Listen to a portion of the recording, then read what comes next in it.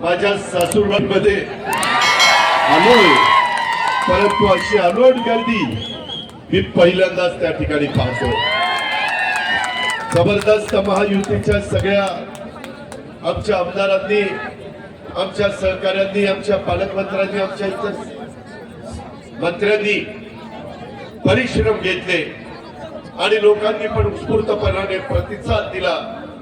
त्याबद्दल पहिल्यांदा तुमचं स्वागत देखील करतो आणि तुम्हाला मनापासून धन्यवाद देखील देतो। मित्रांनो, एक गोष्ट लक्षात घ्या, ही निवडणूक गावकीची भावकीची निवडणूक नाही। ही देशाच्या 140 कोटी जनतेचं पुन्हा 5 वर्षाच्या करता कोणाच्या हातामध्ये कारभार द्यायचा आहे। जसं घरामध्ये कारभारी योग्य असेल तर घर चांगल्या पद्धतीने चालतं, कारभारी योग्य असेल तर घरामध्ये आर्थिक सुबत्ता सुख शांती नांदत असते। कारभारी जरी पार्सलिटी करत असेल, एकाला एक द्याय दुसऱ्याला दुसरा द्याय, तर ते घर नीट टिकत नाही। तसाच तुमचा माझा भारत देश हे आपल्या सगळ्या भारतीयांचं घर आहे आणि त्याच्यामध्ये गेले 10 वर्ष नरेंद्र मोदी साहेबांनी ज्या तडफेने या देशाचं नेतृत्व केलं, या देशाचा नावलौकिक जगामध्ये वाढवण्याचं काम केलं। आज जगात कुठल्याही देशामध्ये गेला तर आपल्याकडे बघण्याचा दृष्टिकोन अतिशय आदराचा, अतिशय रिस्पेक्टचा हा त्या ठिकाणी झालेला आहे।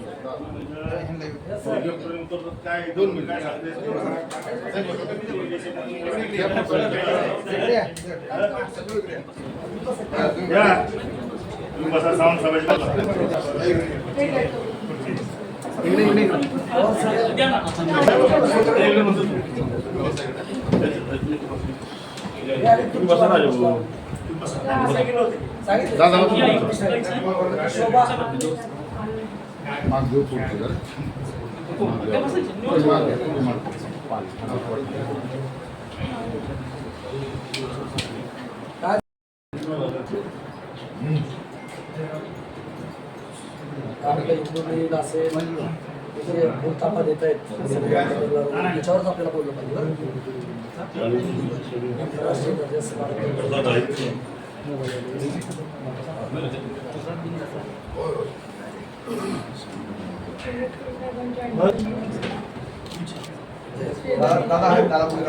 राष्ट्रीय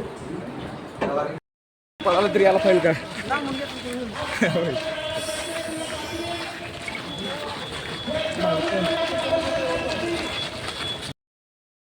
बंधू बघिन खर तर तो विषय आपण वेळेच्या त्या गोष्टीला थोडा बडखड बोलतो. महाराष्ट्राचे उपमुख्यमंत्री अजितदादा या ठिकाणी आहेत, राणा जगजितसिंग आहेत. ह्या ठिकाणी प्रचार हा जानेवारीमध्ये सुरू झालेला आहे महायुतीचा. धनंजय सावंत ह्या ठिकाणी 26 जानेवारीला आपल्या या ठिकाणच्या उमेदवार कुठला का असेना महायुतीचा त्या ठिकाणी 26 जानेवारी पासून प्रचार आम्ही या ठिकाणी चालू केलेला होता. हा मतदार पारंपरिक पद्धतीनं हा कडवट शिवसैनिकांचा मतदार आहे. कडवट शिवसैनिकांचा मतदार आहे. तो पळणा कधीही सोडणार नाही हा मतदार आहे. तरी सुद्धा आमच्या मुख्यमंत्र्यांनी, आमचे उपमुख्यमंत्री देवेंद्र फडणवीस साहेब आणि आमचे अजितदादा या 3 नेत्यांनी बसून निर्णय घेतला की ह्या वेळेस हा मतदारसंघ महायुतीतच पण हा घड्याळाला सोडायचा. आणि म्हणून माझ्या तमाम धाराशिव जिल्ह्यातल्या शिवसैनिकांना नम्र आणि कळकळीची विनंती आहे, ज्या वेळेस पुढच्या व्यासपीठावर येऊ त्या वेळेस समोरच्याचा फडशा पडल्याशिवाय मी स्वस्थ बसणार नाही हा नंतरचा भाग आहे. पण त्याच्या अगोदर अशाच पद्धतीने जर माझ्या शिवसेनेचा एक मतदारसंघ कमी होत राहिला तर हा शिवसैनिक आणि आम्ही स्वतः कधीही सहन करणार नाही. आज या ठिकाणी सांगतो, हे लक्षात असलं पाहिजे. कारण हा पारंपरिक मतदारसंघ शिवसेनेचा ह्या ठिकाणी 8 वेळा शिवसेनेचा खासदार निवडून गेलेला आहे. 1 वेळा राष्ट्रवादीने, 1 वेळा या ठिकाणी काँग्रेस झालेला आहे. हा माझ्या तमाम शिवसैनिकांवरती अन्याय. पण या ठिकाणी अब की बार 400 पार आज विश्वनेता नरेंद्र भाई यांना आपल्याला पंतप्रधान करण्यासाठी आपलं दुःख विसरून माझ्या तमाम शिवसैनिकांना माझा मानाचा मुजरा आणि कळकळीची विनंती आहे की सगळ्यांच्या पुढे घड्याळांचे पदाधिकारी त्यांच्या सुद्धा पुढे जाऊन आपल्याला अर्चनाताईला ह्या ठिकाणी लीड द्यायचा एवढं तुम्हाला आव्हान करतो. आणि वेळोवेळी समोरचे जे मतदान मागायला येतात त्यावेळेस त्या ठिकाणी हा तानाजी सावंत माझ्या बहिणीसाठी छातीचा कोट करून समोर उभा असेल एवढंच आश्वासन देतो आणि 2 शब्द संपवतो. जय हिंद, जय महाराष्ट्र. माझ्या सासूरवाडीमध्ये आलोय परंतु अशी अलोट गर्दी मी पहिल्यांदाच त्या ठिकाणी पाहतो. माझ्या आमच्या परिसरामध्ये कुठल्याही भागात पाण्याचा प्रश्न बिकट आहे. मग तो शेतीचा पाण्याचा असेल, तो माझ्या पिण्याच्या पाण्याचा असेल, त्याच्याकरता हर घर नळ अशा प्रकारची योजना मोदी साहेबांनी आणली. देशामध्ये सगळ्या राज्यांना पैसे दिले. जेवढे प्लॅन इस्टिमेट असेल 100 कोटी, 50 कोटी नरेंद्र मोदी साहेब पाठवतात, 50 कोटी ते राज्य शासन भरतं, 100 150 कोटी रुपयाच्या योजना या त्यांच्या दूरच्या बोलण्याची संधी मिळते. आम्ही चर्चा करतो त्यावेळेस ते आम्हाला सांगत असतात. आणि म्हणून आता 300 युनिट पर्यंत जो गरीब वीज वापरतो त्याला इथून पुढं मोदींचं तिसऱ्यांदा सरकार आलं की मोफत 300 युनिट पर्यंत वीज मिळणार, मोफत वीज मिळणार आहे. आमच्या शेतकऱ्यांच्या करता आमच्या सगळ्या पालकमंत्र्यांच्याकडे, मंत्र्यांच्याकडे, आमदारांकडे लोक येतात, म्हणतात आम्हाला 12 तासच वीज मिळते, आम्हाला दिवसा वीज पाहिजे. त्याकरता एकनाथराव शिंदे, आमचे देवेंद्र फडणवीस आणि आम्ही सगळ्यांनी सरकारमध्ये निर्णय घेतला 8.5 लाख आपल्याला सोलरचे पंप द्यायचे. सूर्य उगवला सकाळी तुमचा पंप चालू, सूर्य मावळला शेतीचा पंप बंद आणि घरी जायचं. रात्री अपरात्री वेगवेगळ्या विंचू काट्याची भीती असती, सापाची भीती असती, काही भागामध्ये बिबट्यांची भीती असती. त्याकरता एक चांगला शिंदे, देवेंद्रजी, मी, तानाजीराव, संजय बनसोडे सगळ्यांनी कॅबिनेट मध्ये निर्णय घेतला. आमच्याकडे सगळी माहिती नव्हती, आचारसंहिता लागणार होती. त्यावेळेस आम्ही सगळ्यांनी ठरवलं 4,500 कोटी रुपये सोयाबीनचे दर घसरलेले आहेत, त्या माझ्या शेतकऱ्याला मदत करण्याच्या करता आपण तरतूद करून घेऊ. उद्याची आचारसंहिता संपल्यानंतर धाराशिवकरांनो, औसाकरांनो, बार्शीकरांनो, आम्ही त्याच्यामध्ये तुम्हाला मदत करणार आहे. तिकडे दादाला मदत केली, तिकडे वेगवेगळ्या ठिकाणी जो शेतकरी अडचणीत येईल त्याला मदत आम्ही करतो. आज दूध उत्पादक शेतकरी अडचणीत आहे, भाव फक्त 27 रुपये त्याला मिळतात, 5 रुपये लिटरला राज्य शासन गाईच्या दुधाच्या करता सरकारच्या तिजोरीतनं माझ्या दूध उत्पादक शेतकऱ्याला परवडलं पाहिजे म्हणून देण्याचं काम करतोय. हे वकील देतोय. मित्रांनो, एवढंच नाही तर आपण आता तुळजापूर त्याच्या संदर्भातले धाराशिव आणि सोलापूर अशी जी रेल्वे 1,000 कोटी रुपये लागत होते, मोदी साहेब म्हणले मी तुम्हाला ती रेल्वे देतो, 50% तुम्ही द्या, 50% राज्य सरकार. आम्हाला सगळ्यांनी सांगितलं की त्याच्यामध्ये पालकमंत्री तानाजीराव असतील, तिथं बाकीचे माझे सहकारी अभिमन्यू पवार असतील, राजा राऊत असतील, राणा पाटील असतील, आमचे वेगवेगळे आमचे सहकारी असतील. त्याच्यामध्ये सगळ्यांनी सांगितलं की बाबा यामध्ये मदत झाली पाहिजे. आणि आमच्या उंबरग्याच्या पहिल्या आठवड्यामध्ये सकाळी 7 ते 6 मतदान आहे. थोडासा आपला उमेदवार उशिरा जाहीर झाला, त्यामुळं त्याच्यामध्ये आता लोकांच्या पर्यंत सगळ्यांनी मिळून पोहोचावं लागणार आहे. महायुतीच्या प्रत्येक कार्यकर्त्याला कष्ट घ्यावे लागणार आहे, रात्रीचा दिवस करावा लागणार आहे. उमेदवाराला देखील जास्त वेळ त्या ठिकाणी द्यावा लागणार आहे. शेवटी मतदार राजा, त्याचं महत्व, त्याचा अधिकार, त्याचा मान सन्मान हा निश्चितपणे उजवा असतो. आणि घटनेचे शिल्पकार डॉक्टर बाबासाहेब आंबेडकरांनी तो प्रत्येकाला दिलेला आहे. त्याकरता आपल्याला आता राहिलेल्या दिवसामध्ये प्रचंड काम करायचंय. उन्हाची तीव्रता वाढलेली आहे, उष्मा त्या ठिकाणी वाढलेला आहे, परंतु त्याच्यातून आपल्याला मार्ग काढायचा आहे. मित्रांनो, हे सगळं करत असताना आम्ही सगळ्या महाराष्ट्रात फिरतोय. काल मी पुण्यामध्ये होतो, मुख्यमंत्री मी, देवेंद्रजी, नंतर सातारला गेलो आणि नंतर देवेंद्र आणि मी त्या ठिकाणी त्याच्या प्रकारचे आश्वासन देईल, परंतु त्यांच्या हातामध्ये तसं काही नाहीये, कारण ते आज विरोधी पक्षामध्ये आहेत. आणि त्याकरता आपलं जे उजनीचं पाणी आहे, जे पाठीमाग आपण या शहराला आणण्याचा प्रयत्न केला, परंतु तेवढं पाणी आणून आपली तहान भागलेली नाहीये. आपल्याला मोठ्या प्रमाणावर कृष्णा भीमा स्थिरीकरणाचं पाणी आणायचं आहे. काल मी टेपू, ताकारी, म्हैसाळमध्ये जवळपास 8 TMC पाणी देवेंद्रजींनी, आम्ही एकनाथरावांनी तिथं 1,00,000 एकर जमीन ओलिताखाली आणण्याचं काम त्या ठिकाणी केलंय आणि त्या कामाला सुरुवात केली. तशा पद्धतीनं माझ्या धाराशिव उस्मानाबाद मध्ये ते कृष्णा भीमा स्थिरीकरणाचं पाणी त्याच्या टनेलच्या माध्यमातून इकडं आणल्याशिवाय गत्यंतर नाही. त्याकरता राज्य सरकारचा मी 8 वर्ष 8 वेळेला अर्थमंत्री म्हणून अर्थसंकल्प सादर केलाय.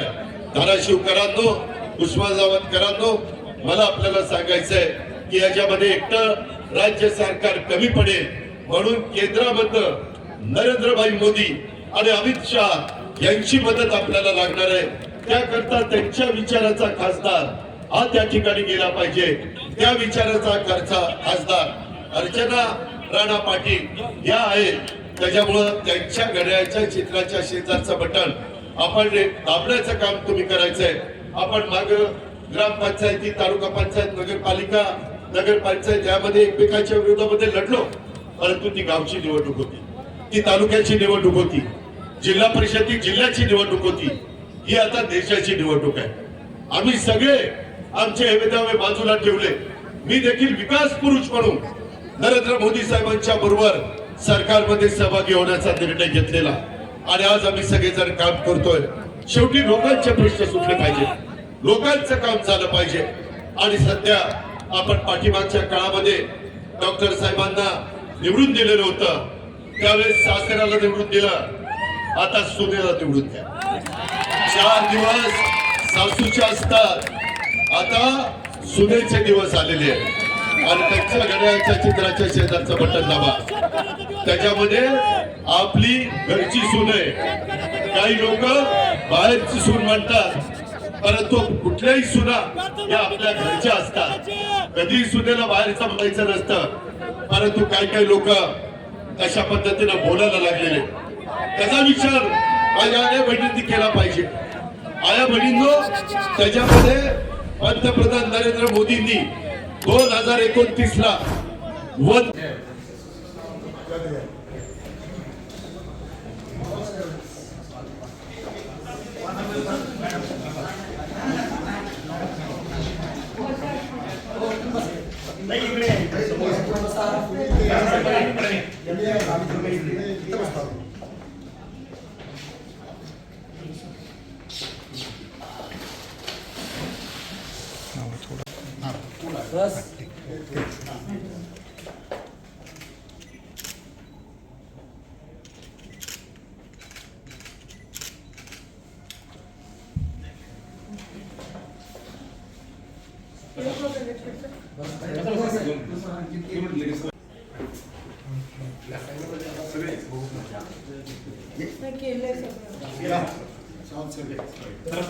साहेब इकडं